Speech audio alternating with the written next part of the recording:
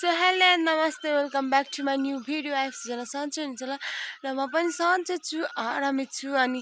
हजुरहरू के कस्तो हुनुहुन्छ सन्चै हुनुहुन्छ होला अनि म चाहिँ हिजोनिर तब गाउँ आइरहेको थिएँ नि त अनि आज चाहिँ सटरडे हो अनि अनि त्यही भएर म चाहिँ अब घर लिप्नु लागेको यहाँनिर अघि चाहिँ मैले रातो माटो लगाएँ अनि यहाँनिर छ गोबर र माटो मुसेको भर्खरै अनि अब चाहिँ म घर लिप्नु पर्ने हुन्छ तर कस्तो धेरै कमिला हिँड्दैछ नि यहाँनिर कति धेरै कमिला त्यो चिसो भएर कमिला टन्नै आइरहेको रहेछ म चाहिँ घर लिप्नु आँटेको अनि अब चाहिँ फाइनली मैले चाहिँ घरहरू लिपेर पनि सकिसकेँ यहाँ लिपेँ अनि भित्र पनि लिपेँ थिएँ अनि यहाँ चाहिँ यस्तो छ यस्तो भयो देख्न सक्नुहुनेछ यो पेटीहरू लिपेँ मैले अनि उतापट्टि पनि लिपेँ अब चाहिँ खाजाहरू खाएर घाँस पकाउनु पर्ने हुन्छ म सो अहिले चाहिँ म घाँस काट्न जाँदै गरेको यहाँ चाहिँ मेरो डोको अनि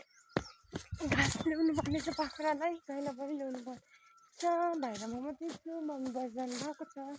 त्यसैले अनि देख्न सक्नुहुनेछ आलु साग पनि फुलेछ यहाँ पनि छ आलु अनि यो चाहिँ घर काकाहरूको घर हो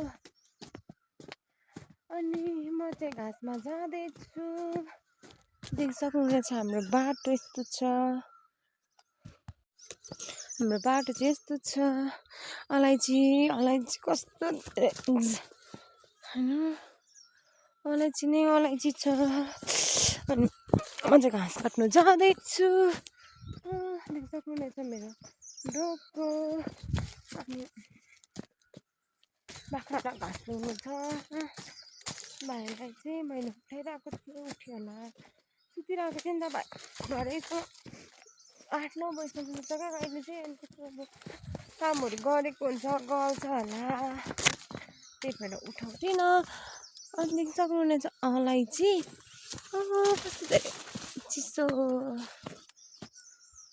कस्तो धेरै अलैँची बारी नै अलैँची बारी छ हाम्रोतिर चाहिँ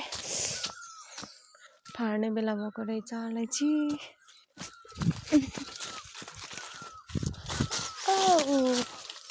देख्न सक्नुहुन्छ मेरो गमबुट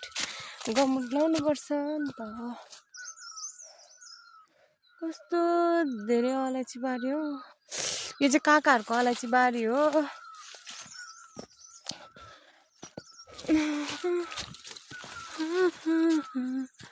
हाम्रो चाहिँ यहाँ तल छ अलैँची बारी यो चाहिँ काकाहरूको खै म त घाँस नै देख्दिनँ मसिनो टाइपको मात्रै रहेछ क्या यो मसिनो चाहिँ कस्तो छिटो भारी नै पुग्दैन क्या यो मसिनोले चाहिँ अनि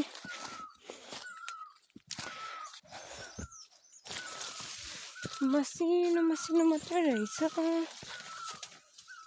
अब म चाहिँ यही हुँदी घाँस काट्छु म चाहिँ सो मैले चाहिँ घाँस पनि लिएर आएको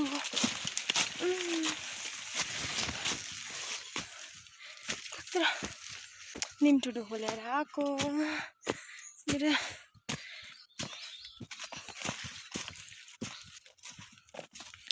गाह्रो छ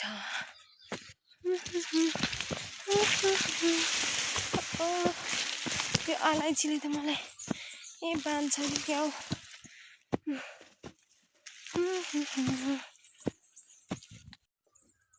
सो मैले चाहिँ घाँस पनि लिएर आइसकेँ अनि यहाँ छ घाँस यहाँ अघि ल्याएको यहाँ चाहिँ